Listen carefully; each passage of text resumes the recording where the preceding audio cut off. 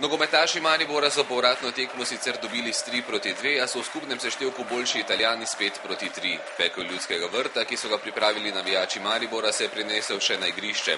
Igralci Palerma so bili vse do 60. minute v podrejenem položaju, ko so vijoličasti po golih Tavareša in Iličiča vodili že z 2-0.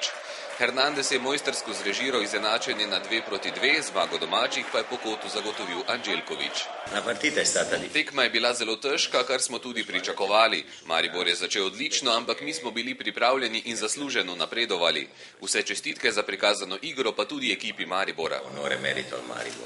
Mislim, da smo odigrali odlično tekmo, da smo popolnoma zasluženo zmagali, da smo na to, kar smo danes in pa na preostalih tekmah letos v Evropi naredili, lahko samo ponosni. Ponovno so imeli veliko vpliva na tekmo sodniki, ki so sporno zaradi domnevnega igranja z roko razveljavili gol Tavarešu. Imeli smo ta gol, ki ga je, kot je rekel Tavareš, rekel, da ni igral z roko, mi mu verjamemo in škoda. Tam, če bi bil kakšna druga ekipa, mogoče ne bi piskal. Če pogledamo na to, kako smo mi do trenutka v Palermu igrali, ko smo imeli 11 igralcev v polju, in če pogledamo, da nam je danes razveljavil regularni gol, oziroma gol, kateri je bil dosežen po neigranju z roko,